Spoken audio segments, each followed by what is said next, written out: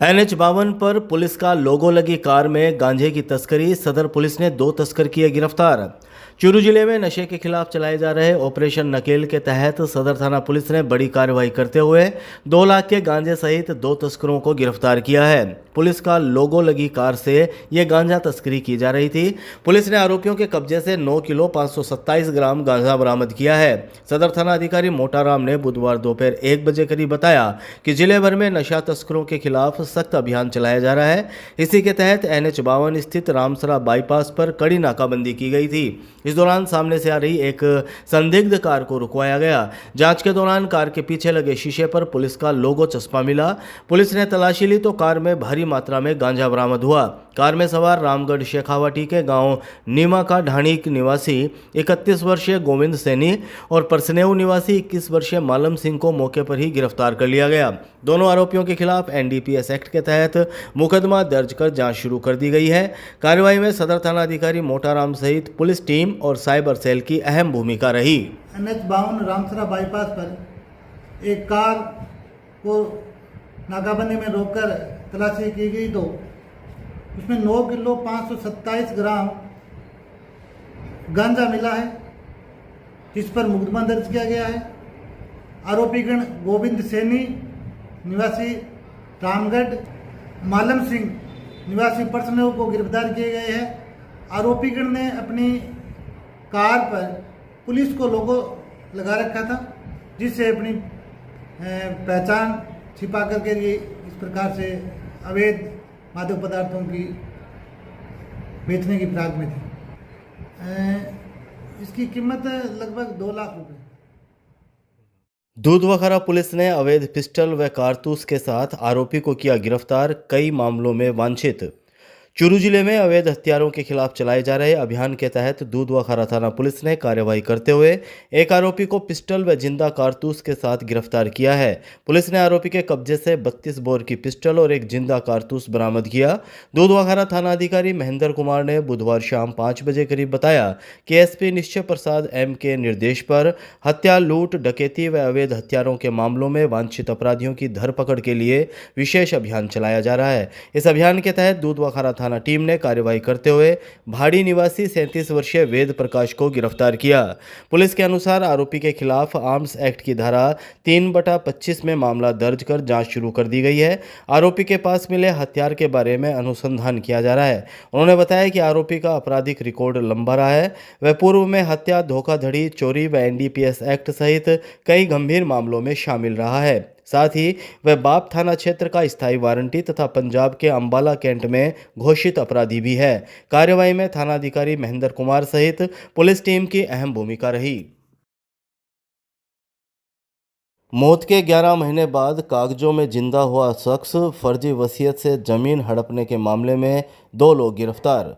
चूरू की कोतवाली पुलिस ने फर्जी वसीयत से जमीन हड़पने के मामले में कार्रवाई करते हुए 2 आरोपियों को गिरफ्तार कर लिया है। इस मामले में मृत व्यक्ति को कागजों में जिंदा दिखाकर उसके नाम से फर्जी वसीयत तैयार की गई और झूठे गवाहों के सहारे जमीन पर कब्जा कर लिया गया। कोतवाली थाना के ASI राजू सिंह ने बुधवार सुबह 9 बजे करीब बताया कि 11 अगस्त 2024 को झुंझुनू जिले के मेहणसर निवासी विक्रम सिंह ने कोतवाली थाना में मुकदमा दर्ज करवाया था कि उनके परिवार की पैतृक कृषि भूमि का कभी कानूनी बंटवारा नहीं हुआ था। इसी का फायदा उठाकर सुनियोजित तरीके से साजिश रची गई। गिरधारी सिंह नाम के व्यक्ति की मृत्यु 5 जुलाई 2006 को हो चुकी थी, लेकिन उसके बावजूद आरोपियों ने उसकी मौत के करीब 11 महीने बाद इसके नाम से फर्जी वसीयत तैयार कर ली। इस वसीयत को असली बताकर कोर्ट में पेश किया गया।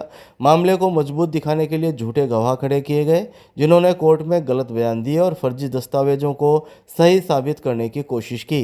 इतना ही नहीं, आरोपियों ने फर्जी बंटवारा पत्र और अन्य कागजात भी तैयार कर कोर्ट से अपने पक्ष में डिग्री हासिल कर ली और बाद में राजस्व रिकॉर्ड में हेरफेर कर जमीन अपने नाम दर्ज करवा ली। पुलिस ने इस मामले में मेहणसर निवासी 45 वर्षीय सुधीर कुमार और 70 वर्षीय गजेंद्र सिंह को गिरफ्तार किया है। दोनों को कोर्ट में पेश करने के बाद न्यायिक अभिरक्षा में जेल भेज दिया गया है। पुलिस का कहना है कि इस साजिश में शामिल अन्य आरोपियों की भूमिका की भी जांच की जा रही है। अधीक्षण अभियंता कार्यालय के सामने निजीकरण के विरोध में डिस्कॉम कर्मियों का प्रदर्शन। राजस्थान सरकार के खिलाफ जमकर की नारेबाजी। चूरू के अधीक्षण अभियंता कार्यालय के सामने जोधपुर डिस्कॉम के प्रस्तावित निजीकरण के विरोध में बुधवार को संयुक्त संघर्ष समिति के बैनर तले कर्मचारियों और पदाधिकारियों ने प्रदर्शन किया।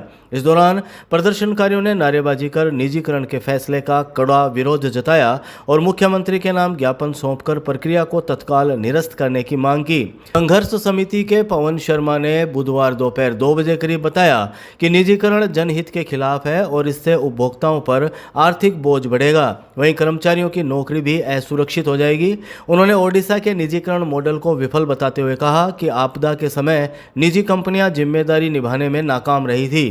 प्रदर्शनकारियों ने आरोप लगाया कि राजस्थान के कोटा, बीकानेर और भरतपुर में लागू फ्रेंचाइजी मॉडल भी असफल साबित हुआ, जहां कंपनियों ने सेवा गुणवत्ता के बजाय केवल राजस्व वसूली पर ध्यान दिया। समिति ने कहा कि डिस्कॉम का घाटा कर्मचारियों के कारण नहीं बल्कि कुप्रबंधन और आउटसोर्सिंग का नतीजा है। ज्ञापन में केंद्र की RDSS योजना के तहत मिले 6,000 करोड़ रुपए को जनता का धन बताते हुए उसे निजी हाथों में सौंपने का विरोध किया गया। समिति ने चेतावनी दी कि यदि मांगे नहीं मानी गई तो प्रदेश व्यापी आंदोलन किया जाएगा। आज 15 तारीख को अधीक्षण अभियंता महोदय के मार्फत माननीय मुख्यमंत्री महोदय को ज्ञापन देने का कार्यक्रम है, जिसमें स्पष्ट रूप से हमारे सभी संगठनों का आह्वान है कि निजीकरण किसी भी स्थिति में बिजली विभाग का अधिकारी कर्मचारी बर्दाश्त नहीं करेगा। अगर समय रहते राजस्थान सरकार इस निजीकरण की बेतुकी आंधी को नहीं रोकती है, इन पूंजीपतियों के साथ के गठबंधन को नहीं रोकती है, तो राजस्थान का प्रत्येक विद्युत कर्मचारी अधिकारी सड़कों पे उतरेगा और फुल जोर विरोध करेगा। राजस्थान सरकार मुर्दाबाद, मुर्दाबाद, मुर्दाबाद। राजस्थान सरकार मुर्दाबाद, मुर्दाबाद, मुर्दाबाद। प्राइवेटाइजेशन निजीकरण बंद करो, बंद करो। निजीकरण बंद करो, बंद करो। राजस्थान सरकार होश में आओ, होश में आओ, होश में आओ। राजस्थान सरकार होश में आओ। राजकीय भर्ती अस्पताल में अंतर्राष्ट्रीय लैब साइंस डे पर कार्यक्रम, जकारिया जैनसन को दी गई श्रद्धांजलि। चूरू के राजकीय भर्ती अस्पताल की केंद्रीय प्रयोगशाला में बुधवार को अंतर्राष्ट्रीय लैब साइंस डे मनाया गया।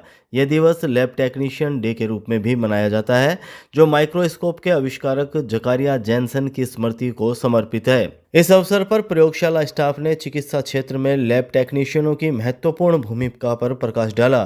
कार्यक्रम में लैब प्रभारी डॉक्टर महीन ने कहा कि सही जांच और रिपोर्ट के बिना किसी भी बीमारी का सटीक उपचार संभव नहीं है।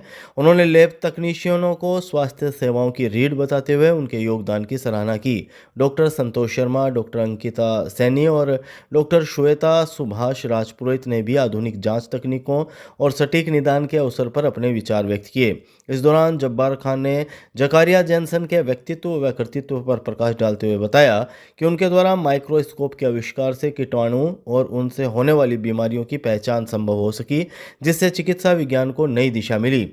अभिषेक जांगिड़ ने भी लैब तकनीशियनों की भूमिका को अहम बताया। कार्यक्रम में जब्बार खां, अभिषेक जांगिड़, भागीरथ राम सिंह, रवीना बुडानिया, सुनील कुमार, आयुष, आश्रित, हर्षवर्धन, निशा बाला, सुरेंद्र, सरफराज, गजानन और सोनिया सहित अन्य कर्मचारी मौजूद रहे। अंत में सभी ने बेहतर स्वास्थ्य सेवाओं के लिए समर्पित होकर कार्य करने का संकल्प लिया। ये अंतर्राष्ट्रीय लैब टेक्नीशियन दिवस के उपलक्ष्य में आज केंद्रीय प्रयोगशाला फ्रांस के DB अस्पताल में कार्यक्रम रखा गया, जिसमें लैब में माइक्रोस्कोप के इन्वेंटर श्री जकारिया जैनसन के जन्मदिन के उपलक्ष्य में ये कार्यक्रम किया गया है। इन्होंने सबसे पहले क्या है कि जो कीटाणु और बीमारी इसकी खोज की थी कि कौन सी बीमारी किस कीटाणु से होती है। आज तो क्या है कि आधुनिक ऑटोमेटेड मशीनें हैं, उनसे जांचें होती है। शुरुआत में जो जांचें हैं ना, ये इसी मशीन से हुआ करती है।